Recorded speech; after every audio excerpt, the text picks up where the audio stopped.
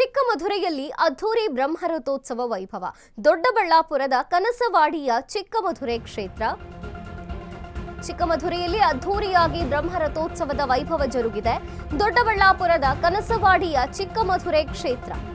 ಶನಿ ಮಹಾತ್ಮನಿಗೆ ಅಲಂಕರಿಸಿ ರಾಜರಥದಲ್ಲಿ ಮೆರವಣಿಗೆ ಮಾಡಲಾಗಿದೆ. ಶನಿದೇವನ ಬ್ರಹ್ಮರಥೋತ್ಸವದಲ್ಲಿ ಸಾವಿರಾರು ಭಕ್ತರು ಭಾಗಿಯಾದರು.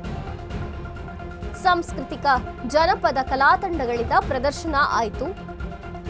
ಬಿಸಿಲಿನ ಬೇಗೆಗೆ ಪಾನಕ ಮಜ್ಜಿಗೆ ಕೂಡ ವಿತರಣೆ ಆಯಿತು.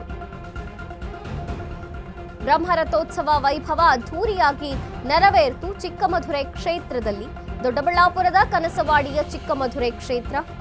ಶನಿ ಮಹಾತ್ಮನಿಗೆ ಅಲಂಕಾರ ಮಾಡಿ ರಾಜರಥದಲ್ಲಿ ಮೆರವಣಿಗೆಯನ್ನ ಮಾಡಲಾಯಿತು.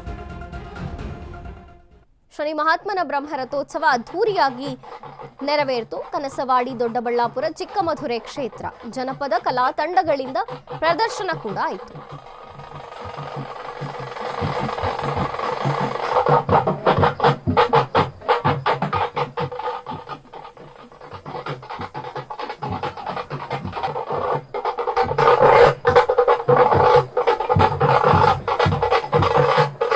ಈಗ ಸುಮಾರು ಅರ್ಧ ಗಂಟೆ ಮುಂಚೆ ಒಂದು ಬ್ರಹ್ಮರಥೋತ್ಸವ ತೇರು ಎಳೆದು ಎಲ್ಲ ಭಕ್ತರು ಬಾಳೆಹಣ್ಣು ಎಷ್ಟು ಅವರು ಇಷ್ಟಾರ್ಥ ಸಿದ್ಧಿಗಳನ್ನ ಪೂರೈಕೆ ಮಾಡಲಿ ಅಂತ ದೇವರಲ್ಲಿ ಪ್ರಾರ್ಥನೆ ಮಾಡ್ಕೊಂಡಿದ್ದಾರೆ.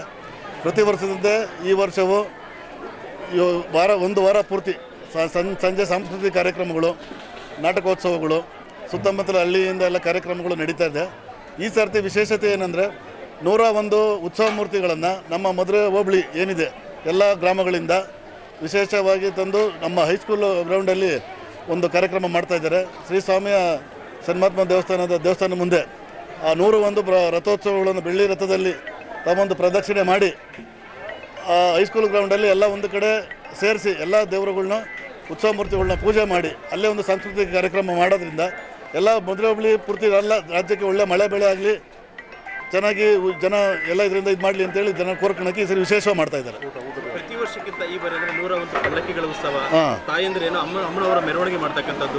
ಏನು ಸರ್ ಆ ವಿಶೇಷತೆ ಏನು ಅಂತೇಳಿ ಎಲ್ಲ ಭಕ್ತಾದಿಗಳ ಕೋರಿಕೆ ಮೇಲೆಗೆ ಈಗ ಸುಮಾರು ವರ್ಷಗಳಿಂದ ಹೇಳ್ತಾ ಇದ್ರು.